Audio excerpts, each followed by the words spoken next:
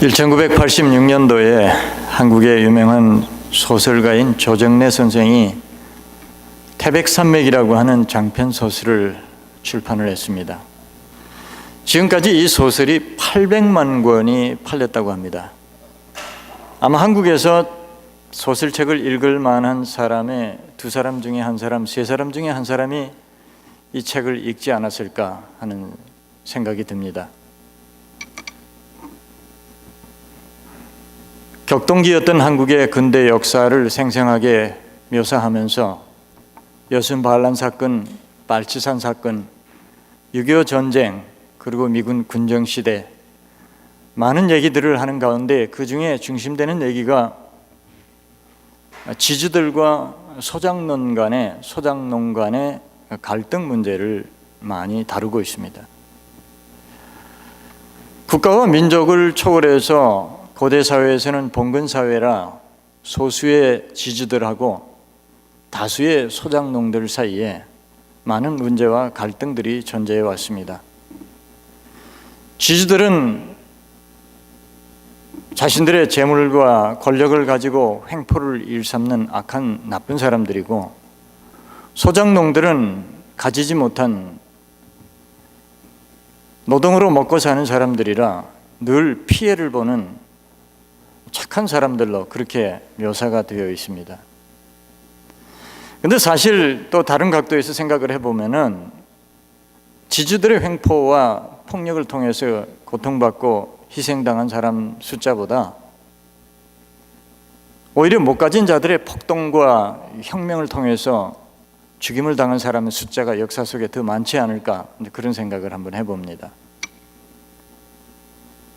오늘 성경에 예수님께서 포도원 주인과 포도원 농부에 대한 비유를 하시면서 공교롭게도 포도원 주인은 선하고 착한 사람이고 포도원 농부들은 악하고 나쁜 사람들로 오늘 성경에 묘사가 되어 있습니다.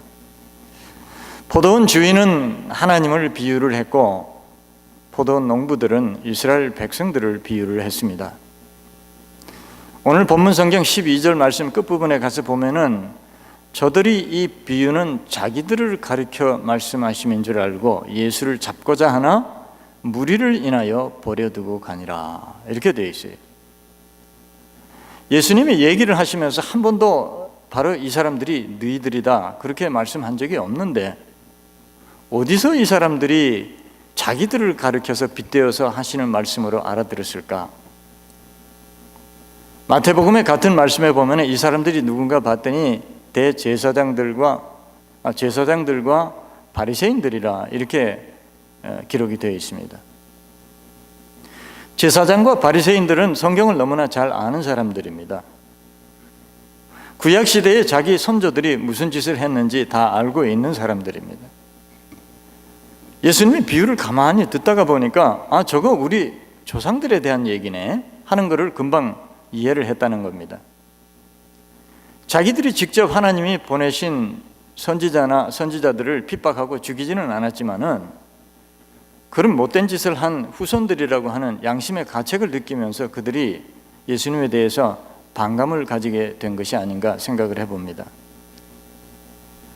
사람들은 양심의 가책이 느껴지면 두 가지 반응이 나타납니다. 구약 성경에 나오는 다윗이나 혹은 히스기야 왕처럼 하나님 앞에 통회하고 자복하고 후회하고 회개하는 사람이 있는가 하면은 또 다른 부류의 사람들은 극구 자기 양심의 소리를 부인하고 자기를 합리화시키면서 변명하면서 오히려 그 양심을 자극한 원인을 제거하려고 하는 사람들이 있습니다.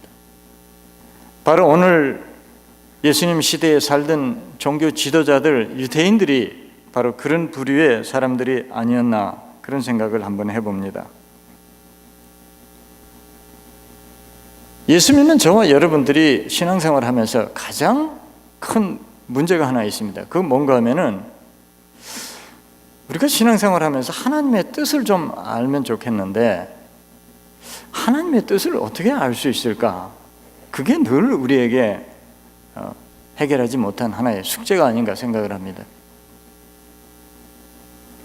그런데 하나님이 가장 보편적이고 일반적인 방법으로 당신의 백성들에게 당신의 뜻을 알려주는 통로가 하나 있습니다. 그게 뭔가 하면 바로 우리의 양심이라고 하는 것입니다. 성경 말씀을 한번 보실까요? 네, 로마서 2장 1절에서 14절에서 15절의 말씀을 같이 보십니다. 율법 없는 이방인이 본성으로 율법의 일을 행할 때에는 이 사람은 율법이 없어도 자기가 자기에게 율법이 되나니 이런 이들은 그 양심이 증거가 되어 그 생각들이 서로 혹은 송사하며 혹은 변명하여 그 마음에 새긴 율법의 행위를 나타내느니라. 아멘. 심지어 하나님을 모르는 사람, 성경을 모르는 사람들조차도 이 땅에 사는 모든 사람들 마음속에는 하나님이 양심이라는 것을 심어 놓으셨다는 겁니다. 그래서 사람들로 하여금 선을 추구하고 의를 추구하고 짐승처럼 살지 않게 하기 위해서 하나님이 그 보조장치로 양심을 마음속에 심어 놓으셨다, 이런 얘기입니다. 하나님이 없는 사람들조차도 양심으로 살면은 바로 살 수 있다, 그런 얘기입니다.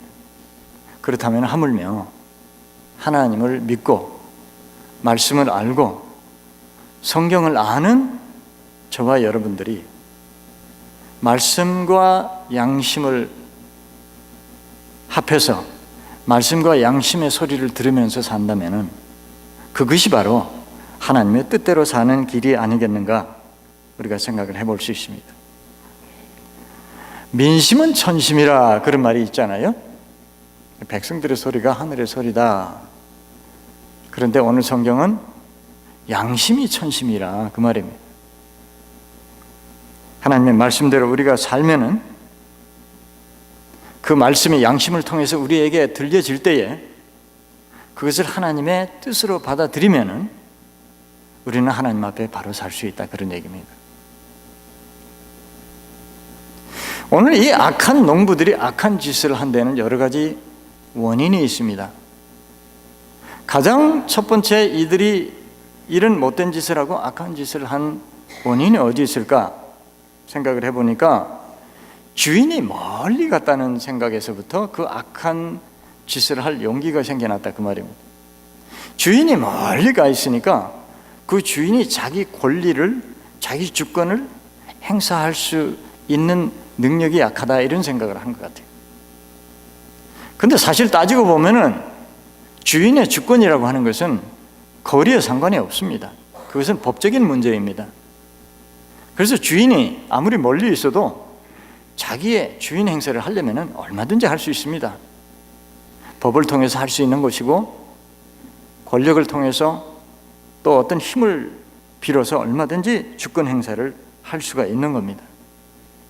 일반적으로 신앙생활을 하다가 시험 들어서 죄 지을 때 보면은 가만히 우리 자신을 분석을 해보면은 하나님이 멀리 계시다 하는 생각 때문에 죄를 짓는 동기가 되는 겁니다. 하나님이 멀리 계시니까 하나님이 안 보실지도 모른다. 하나님 멀리 계시니까 못 들으실지도 모른다. 기억을 못 하실지도 모른다. 그런 어리석은 생각에서부터 우리가 죄 지을 용기가 생기는 것이죠. 반대로 말하면은 하나님이 가까이 계신다. 하나님이 지금 여기 계신다. 하나님이 나를 보고 계신다. 하나님이 내 마음을 읽고 계시고 내 말을 듣고 계신다고 생각하는 순간에 우리는 믿음에 설 수 있다, 그런 얘기입니다. 저는 30대 중반에 목사가 되어서 서울에서 개척교회를 시작을 했습니다. 조그마한 상가 2층을 세를 얻어서 개척교회를 시작을 했는데 처음에 교인들이 많지 않으니까 세를 낼 날이 다가오는데도 쇳돈을 마련하지 못할 때가 들어 있었습니다. 어떤 때는 내일이면은 주인이 세를 받으러 오는데 집세를 낼 돈이 절반밖에 준비가 안 됐어요. 그래서 애가 달아서 밤에도 기도하고 새벽에도 기도하고 하나님이 채워달라고 그렇게 기도를 하고는 점심때가 되어서 우체통을 열어보니까 거기에 봉투가 하나 들어있었습니다. 우표가 안 붙어있는 거 보니까 누가 지나가다가 거기다가 집어넣고 간 것 같아요. 그 봉투를 뜯어보니까 그 속에 돈이 들어있는데 꼭 제가 모자라는 만큼 그 액수만큼 돈이 들어있었습니다. 오랜 세월이 지났지만 지금도 저는 누가 거기다가 돈을 넣어놨는지 저는 모릅니다. 그 순간에 저는 온몸에 전율이 느껴지면서 하나님이 여기 서 계시는 것이 느껴졌어요.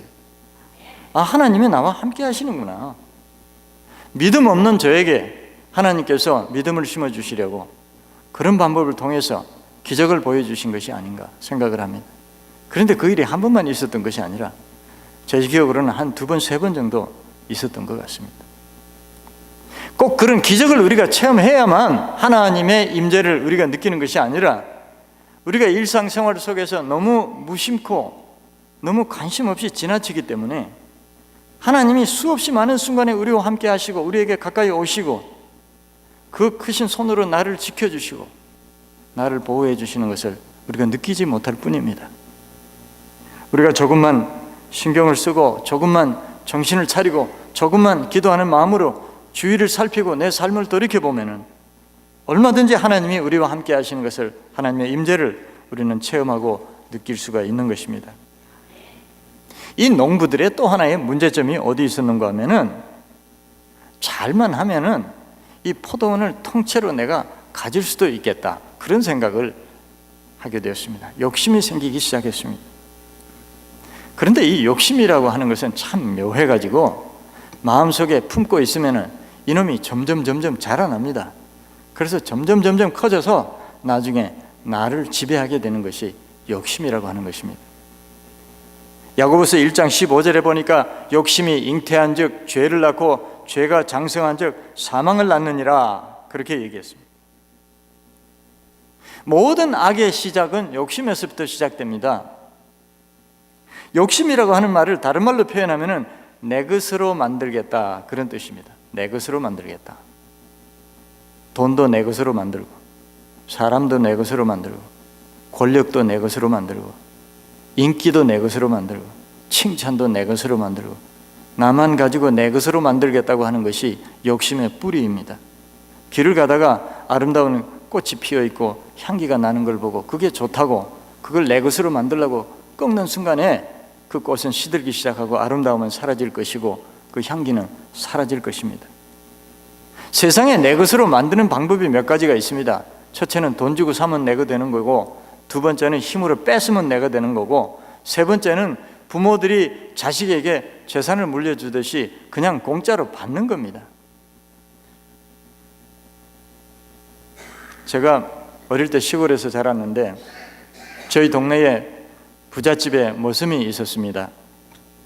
그 머슴이 저희 형님하고 아주 가까운 친구라 저는 그분을 너무나 잘 압니다. 얘기를 들으니까 그 머슴은 고아라고 했습니다. 그 주인집에 와서 어릴 때부터 일을 했는데 비가 오나 눈이 오나 봄, 여름, 가을, 겨울 주인이 함께 있든 없든 그 머슴은 너무나 열심히 일을 했습니다. 심성도 참 착해서 온 동네 사람들이, 어른들이 그 머슴을 칭찬을 했습니다. 세월이 오래 지났습니다. 그 주인 영감님에게 아들이 셋이 있었는데 그 영감님이 그 머슴을 자기의 양아들로 삼았습니다. 그리고 그를 장가 보내서 새 집을 만들어서 살림을 차려주고 자기가 낳은 자식하고 똑같이 그 머슴에게 재산을 분배해 주는 것을 저는 보았습니다. 예수님께서 마태복음에 보면은 달란트 비유를 하셨는데 어떤 종은 그 달란트를, 주인의 달란트를 잘 관리를 해서 그 달란트를 오히려 많이 남겨서 주인에게 가지고 왔고, 어떤 종은 그 달란트를 땅속에 묻어두었다가 가지고 와서 주인이 자기의 재산을 잘 관리하지 못한 그 악한 종을 내쫓으면서 그가 가졌던 것을 뺏어서 오히려 충성하는 그 종에게 주인이 주는 것을 볼 수가 있습니다. 우리는 욕심을 부려서 내 것으로 만들려고 할 것이 아니라 하나님 앞에 충성함으로써, 주인에게 충성함으로써 내 것으로 만들어야 된다는 얘기입니다. 성경이 오늘 우리에게 가르치는 교훈이 바로 그것입니다. 그런데 중요한 게 여기 하나 있습니다. 욕심을 가지면 안 되는 이유 중에 하나가 뭔가 하면은 욕심을 품으면은 사람이 판단력이 흐려지고 눈이 멀어져서 앞을 보지 못하고 분별력이 없어지는 것입니다. 그래서 이 악한 농부들은 나중에 주인의 아들까지 살해하는 살인죄를 짓게 됩니다. 오늘 결론의 말씀을 보면은 시편 118편 22절을 예수님이 인용을 하시면서 건축자들의 버린 돌이 모퉁이의 머릿돌이 되었다, 이렇게 말씀을 하셨어요. 한국에서 제가 어렸을 때 신앙생활을 하면서 성경을 읽다가 보니까 이 말씀이 나와서 모퉁이의 머릿돌이 뭔가, 그리고 길을 가다가 보니까 큰 빌딩이 있는데 그 빌딩 밑에 보니까 조그만하게 돌 하나를 그 벽에다가 붙여놓고는 거기다가 머릿돌 이렇게 써놓고 몇 년도에 이 건물이 지어졌다 써놨더라고요. 그걸 봤는데 이 성경 말씀이 이해가 안 돼요. 저는 조그마한 머릿돌, 저게 뭔가. 근데 나중에 알고 보니까 여러분, 우리 동양의 문화는, 건축 문화는 나무 문화입니다. 옛날에 고궁이나 또 사원들 보면은 전부 나무로 건물을 짓지 않아요? 근데 유럽의 옛날에 고궁이나 사원들을, 신전을 보면은 전부 돌로 지어져 있습니다. 돌 문화입니다. 돌로 거대한 건물을 지을 때에 가장 중요한 것은 그 건물 내 기퉁이의 기초석입니다. 그 기초석이 튼튼하지 못하고 올바르지 못하면은 그 엄청난 무게를 견디지 못하고 그 석조 건물이 무너지고 마는 것이죠. 오늘 예수님께서 모퉁이의 머릿돌이라고 하는 말씀은 그런 뜻입니다. 그런데 오늘 영적인 의미가 이 속에 들어 있습니다. 여기 건축자들이라고 하는 사람들은 전문가들입니다. 건축자는 프로페셔널이에요. 그런데 전문가가 어떻게 모퉁이 돌 까면 줄을 모르고 그것을 버렸느냐는 얘기예요. 전문가가 아니든지 아니면은 눈이 그 순간에 멀어서 그게 모퉁이 돌감인지 귀한 돌인 줄을 모르고 버렸다는 얘기예요. 그런데 놀랍게도 오늘 이 비유의 말씀은, 이 시편의 예언의 말씀은 바로 유대인들과 버리운 돌은 예수님이라는 얘기예요. 그렇게 수천 년 동안 유대 민족들은 메시아를 대망하고 메시아를 기다려 오다가 정작 하나님의 아들 메시아 예수님이 오시니까 그 예수님을 모르고 눈이 멀어서 그 예수님을 십자가에 못 박아 죽여서 버렸다는 거예요.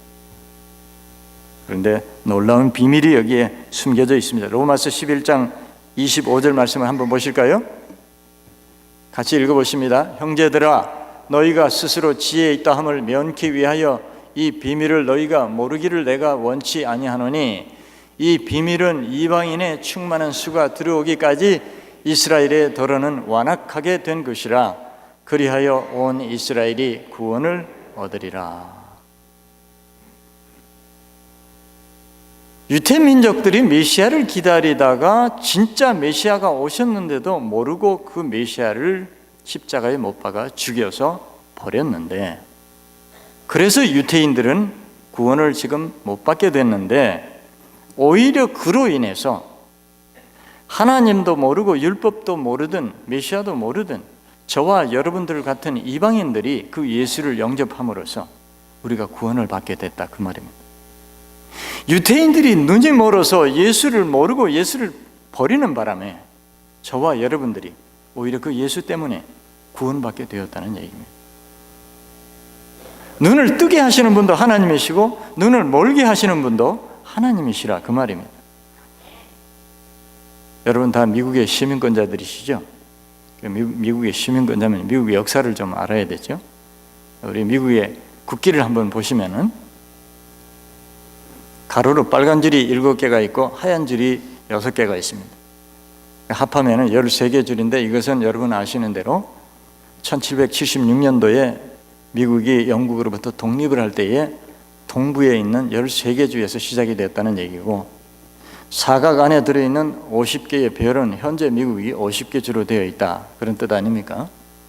지도를 한번 그 다음에 보시면은, 제가 지도에다가 이렇게 번호를 매겨놨습니다. 그 13개 주, 처음에 미국이 독립했던 13개 주가 1번 지역입니다. 그 다음에 2번 지역은 영국이 계속 점령을 하고 있었습니다. 그러다가 1783년도에 7년 후에 파리 조약을 통해서 영국이 미국한테 이양을 합니다. 그래서 미국 땅이 됐습니다. 그 다음에 저 왼쪽에 맨 위쪽에 4번 지역을 보시면은 그게 오레곤하고 워싱턴 주가 있는 지역인데, 저 지역도 역시 영국이 계속 지배를 하고 있다가 1864년도에 오레곤 조약을 통해서 미국에게 양도를 합니다. 그 다음에 밑으로 내려와서 6번 지역을 보면은 텍사스가 있는데, 텍사스는 그때 당시에 텍사스 공화국이라고 독립국가였는데 1845년도에 미국에게 병합이 됐습니다. 그 다음에 7번으로 내려가면 플로리다 지역이 있는데, 이 지역은 원래 스페인이 점령을 하고 있었습니다. 그러다가 미국이 스페인하고 딜을 해서 스페인에게 인센티브를 주고 저 땅을 미국이 흡수를 하게 됐습니다. 그 다음에 5번 지역을 보시면은 거기는 캘리포니아를 포함한 7개 주가 들어있는데, 저 지역은 원래 멕시코 땅이었습니다. 미국하고 멕시코가 전쟁을 해서 미국이 이김으로써 저 땅을 미국이 가지게 됐는데, 그 대가로 스페인에게 1,500만 불을 주고 저 땅을 미국이 갖게 됐습니다. 그 다음에 문제는 3번 지역입니다. 3번 지역은 원래 프랑스 땅입니다. 프랑스가 저 지역을 점령을 했습니다. 그랬는데 나폴레옹 전쟁으로 돈이 모자라니까 프랑스가 미국에게 저 땅을 팔게 됩니다. 1803년도에 미국이 저 땅을 프랑스로부터 2억 5천만 불을 주고 샀습니다. 저 땅에는 10개 주가 저기에 들어있습니다. 그 다음에 8번 지역을 보시면은 저기 알라스카인데, 많이 들으셨겠지만은 원래 러시아 땅입니다. 근데 러시아가 1867년도에 미국에게 720만 불을 받고 저 땅을 팔았습니다. 땅 장사 참 잘하는 나라가 미국입니다. 땅 장사에서 부자가 됐습니다. 근데 문제는 한번 보십시오. 러시아가 저 땅을 팔고 땅을 치면서 후회를 했고, 프랑스가 저 땅을 팔고 땅을 치면서 후회를 했습니다. 왜? 저 알라스카는 러시아 사람들이 왜 팔았느냐? 러시아 사람들이 저 땅을 뭐라고 불렀냐면 아이스박스라, 혹은 털 달린 짐승이 사는 땅이라 그렇게 불렀습니다. 사람은 못 사는 땅이라고 생각했습니다. 그래서 헐값에 저 땅을 720만 불이면 시카고 다운타운에 있는 빌딩 한 채 값밖에 안 되는데 저 땅을 팔았습니다. 팔고 나서 보니까 저 땅 속에 어마어마한 지하 자원이 묻혀 있습니다. 그게 문제가 아닙니다. 러시아가 저 땅을 팔 때는 공산화가 되기 전입니다. 제정 러시아 때입니다. 저 땅을 팔고 얼마 있지 않아서 1900년대 초에 공산화가 됐습니다. 한번 상상을 해보십시오. 이쪽 밑에 지역은 캐나다하고 국경이 접해 있습니다. 만약 저 땅을 러시아가 계속 가지고 있었더라면 캐나다가 금방 공산화됐을 것입니다. 캐나다 아무 힘없는 나라입니다. 그러면 지구의 북반부 전체가 다, 지구 절반이 러시아 땅이 되는 겁니다. 그리고 러시아는 미국하고 국경을 접하면서 미국하고 계속 전쟁을 했을 것입니다. 지금 전 세계는 러시아의 손에 들어갔을 것입니다. 두 번째, 프랑스가 저 땅을 왜 팔았느냐? 나폴레옹 전쟁에서 돈이 모자랐지만은 가만히 저 땅을 보니까 남쪽에는 루지애나, 거기는 모카밭이 있고 좀 농토가 있습니다. 그러나 위로 점점점 올라가면서 보시면은 거기에는 콜로라도가 있고 와이오밍이 있고 맨 꼭대기에는 몬태나, 거기는 옐로스톤 파크밖에 없습니다. 로키 산맥을 중심으로 전부 산악지역이고 고산지대가 돼서 거의 농토가 별로 없는 지역들입니다. 그러니까 쓸모없는 땅이라고 생각하고 미국에게 팔았어요. 그런데 저 땅을 팔고 보니까 얼마나 후회가 되는지. 유럽의 40개 국가가 넘는데 그 중에 제일 큰 나라가 프랑스입니다. 만약 프랑스가 지금까지 저 땅을 계속 가지고 있었더라면 한번 생각을 해보십시오. 유럽의 제일 큰 나라, 미국 땅덩어리의 3분의 1을 가지고 있었더라면 지금 프랑스가 세계를 지배했을 것입니다. 그리고 미국은 동서로 두 조각이 나가지고 여기서 이쪽으로 가려면 국경을 2번씩이나 통과해서 갔으면 오늘날의 미국이 절대 될 수 없었던 겁니다. 하나님이 눈을 멀게 하신 겁니다. 하나님이 미국의 눈을 뜨게 해주신 겁니다. 역사를 하나님이 뒤집어 놓으신 거예요.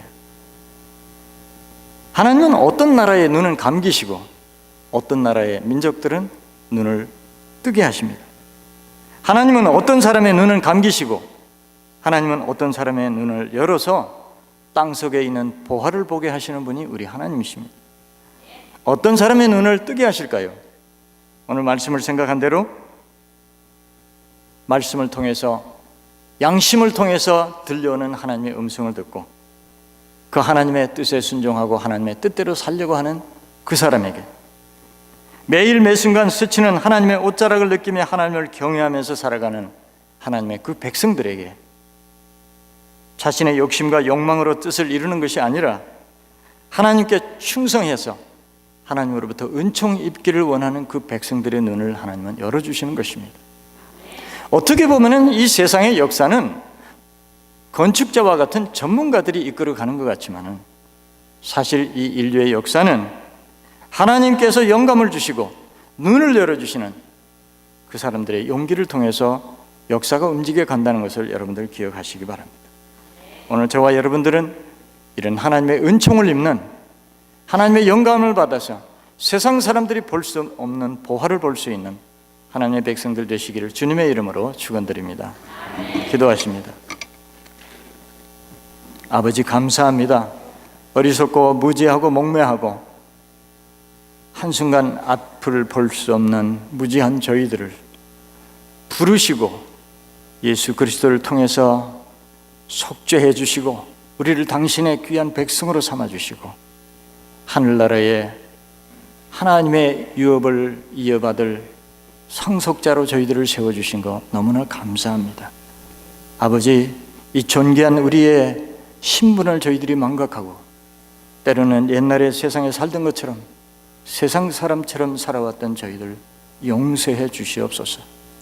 이제는 하나님의 세미한 음성을, 말씀을 통해서, 양심을 통해서 들려오는 그 음성을 듣고 귀를 기울이는 저희들 되게 하시고 하나님의 뜻을 따라 살며 하나님 앞에 충성함으로 아버지의 은총 받기를 원하는 우리 모든 성도들 되게 해주시고 그로 인해 하나님이 우리에게 영감을 주시고 하나님이 우리의 눈을 열어주심으로 세상 사람들이 볼 수 없는 보화를 볼 수 있는 저희들이 되게 하여 주옵소서.